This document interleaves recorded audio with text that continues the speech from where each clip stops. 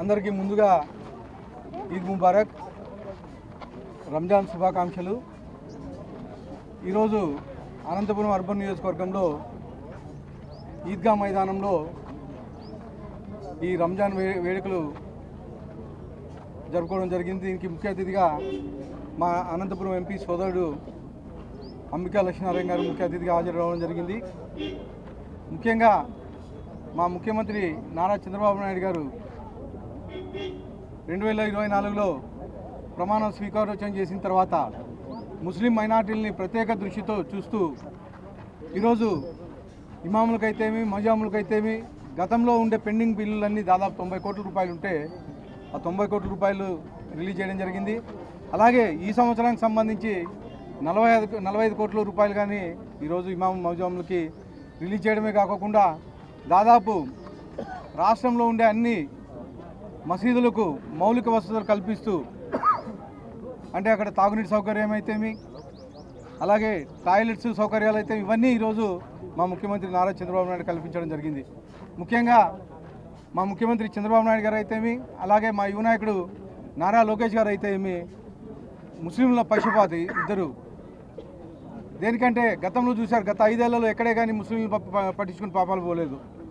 2014-19లో 10 కోట్ల రూపాయలతో ముస్లిం మైనార్టీ భవన్ని అమరావతిలో నిర్మించడానికి 10 కోట్ల రూపాయలు శాంక్షన్ చేస్తే గత 5 ఏళ్లలో ఎక్కడే కానీ కనీసం ఒక ఇటుక పేర్చిన దాఖలాలు కానీ లేవు. మళ్ళీ 2024లో మా ప్రభుత్వం వచ్చిన తర్వాత ఈరోజు అమరావతిలోనే కాకుండా కడపలో కానీ ముస్లిం మైనార్టీ భవన్ని నిర్మిస్తున్నాం.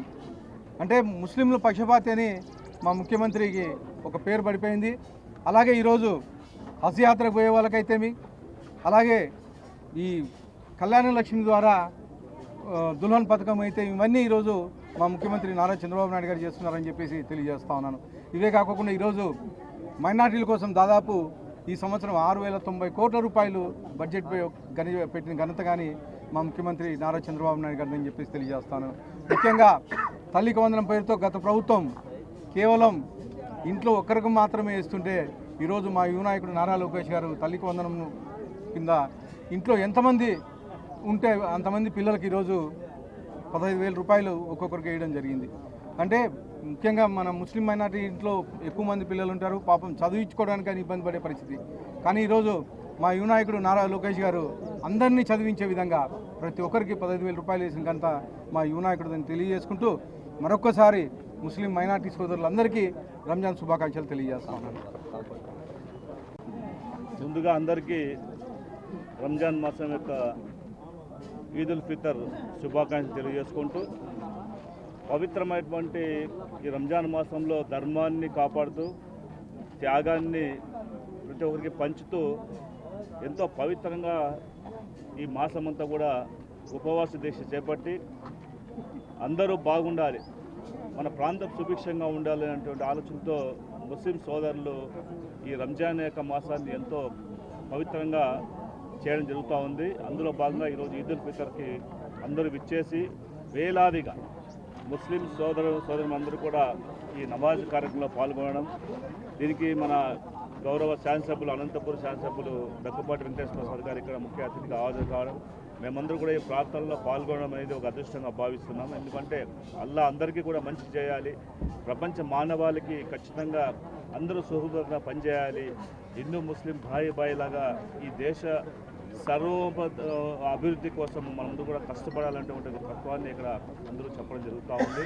అదేవిధంగా గౌరవ ముఖ్యమంత్రి నారా చంద్రబాబు నాయుడు గారు ముఖ్యమంత్రిగా ప్రమాణ స్వీకారం చేపట్టిన వెంటనే ముస్లిం సోదరులకు ఖచ్చితంగా న్యాయం చేయాలనేటువంటి ఆలోచనతో గతంలో ఉన్నటువంటి బకాయిలన్నీ కూడా అటు మౌజాములు కానీ ఇమాములు కానీ మొత్తం అందరికీ రావాల్సినటువంటి బకాయిల్ని 90 కోట్లు మరియు 45 కోట్లు విడుదల చేయడమే కాదు 6,000 కోట్ల రూపాయలు బడ్జెట్ కేటాయించి ముస్లిం యొక్క మైనార్టీలందరూ కూడా అన్ని రకాల అభివృద్ధులకు రావాలని చెప్పేసి సంక్షేమ అభివృద్ధి కార్యక్రమం చేపట్టేటువంటి కార్యక్రమం తీసుకోవడం. అదేవిధంగా ఇక్కడ ఉన్నటువంటి ఈ మసీదుకు ఉన్నటువంటి కాంపౌండ్ వాళ్ళు దాదాపు 1 కోటి రూపాయలతోటి తెలుగుదేశం ప్రభుత్వ సాయంలోనే నిర్వహణ చేయడం జరిగింది. ఇంకా అనేక మసీదులు కానీ అనేక సంక్షేమ కార్యక్రమాలు కానీ ముస్లిం సోదరులకు కూడా అందజేయాలనే ఉద్దేశంతో ఈ కార్యక్రమాలు ఇంకా ముందుకు తీసుకెళ్తున్నటువంటి పరిస్థితి కనిపిస్తూ ఉంది. అందరూ కూడా సుఖ సంతోషాలతో ఉంటూ ఈ రంజాన్ మాసంలో వాళ్ళు చేపట్టినటువంటి పవిత్ర దీక్షని సఫలీకృతం చేస్తూ అల్లా యొక్క దయ అందరి మీద ఉండాలని చెప్పి మనస్ఫూర్తిగా కోరుకుంటున్నాను.